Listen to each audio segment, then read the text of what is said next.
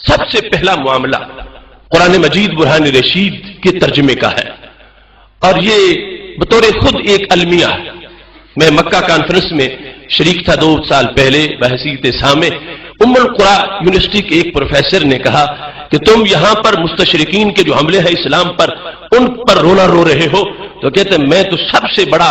فتنہ اسلام کے خلاف ان لوگوں کا سمجھتا ہوں کہ جو علوم دنیا کے ماہر نہیں ہیں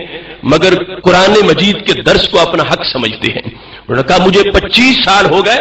ام القریٰ میں پڑھاتے ہوئے، مگر میں اب بھی درس قرآن دینے سے ڈرتا ہوں، اور جس شخص کا یہ فیلڈ ہی نہیں ہے وہ کسی دوسرے فن کا اسپیشلسٹ ہے، لیکن وہ یہ سمجھتا ہے کہ قرآن کو پڑھانا سمجھانا یہ تو کوئی معاملہ ہی نہیں ہے، اور پھر وَلَقَدْ يَسَّرْنَا الْقُرْآنَ لِلذِّكْرِ کا سہارا لے کر آگے لوگ اپنی خواہش کو قرآن بنا کر پیش کرنا شروع کر دیتے ہیں۔ حالانکہ اس مقام پر بھی اعلی حضرت کے ترجمے نے اس بات کو بیان کیا جو صحیح بخاری شریف میں موجود ہے۔ امام بخاری نے باقاعدہ وَلَقَدْ يَسَّرْنَا الْقُرْآنَ لِلذِّكْرِ کا باب قائم کیا کہ ذکر کا معنی کیا ہے۔ لوگ یہ کہتے ہیں کہ قرآن مجید سمجھنا مشکل ہی کوئی نہیں، یہ مولویوں نے مشکل بنا دیا، حالانکہ ان کا یہ عقیدہ ہے کہ انگلش پڑھنے کے لیے ٹینس جاننا ضروری ہے ورنہ انگلش نہیں آئے گی، لیکن قرآن سمجھنے کے لیے کہتے صرف و نحو کا یا 16 علوم کا ہونا کیوں ضروری ہے؟ اللہ نے تو ویسے ہی آسان کر دیا۔ تو امام بخاری نے لکھا لذکر کا معنی حفظ ہے، کہ اسے یاد کرنا جتنا آسان ہے اتنا اور کسی کتاب کو یاد کرنا آسان نہیں ہے۔ قرآن مجید کے 30 پارے ہیں، دوسری کوئی کتاب اس کے 1 پارے جتنی بھی دکھا دو کہ دنیا میں اس کے 1000 حافظ بھی ہوں، اور یہ وہ ہے کہ تمہیں ایک شہر میں اس کے 10-10 ہزار حافظ مل جائیں گے۔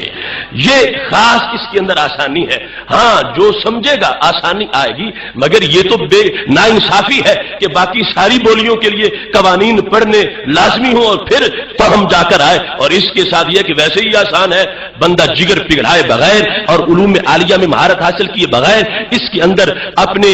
رائے دینا شروع ہو جائے۔ ہاں ترجمہ ضرور پڑھے، اردو کی طرف متوجہ ہو، مگر میرا اختلاف اس بات سے ہے کہ وہ اردو کا ترجمہ پڑھ کے یہ نہ سمجھ بیٹھے کہ یہی منشا الہی ہے اور یہی پیغام قرآن ہے۔ اسے کسی اسپیشلسٹ سے کنفرمیشن کرانی چاہیے کہ جو میں سمجھ رہا ہوں باقی قرآن یہی کہتا ہے یا قرآن کا پیغام کچھ اور ہے۔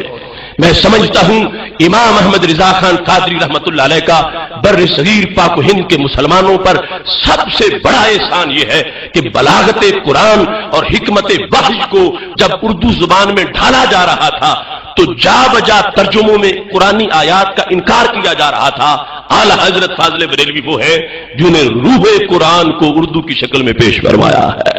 اب اردو کے ذریعے سے انگلش میں ٹرانسلیشن کرتا ہے یا آگے وہ سارے معاملے اور پھر بعد میں اس ترجمے کو دیکھ کر جو چلتا ہے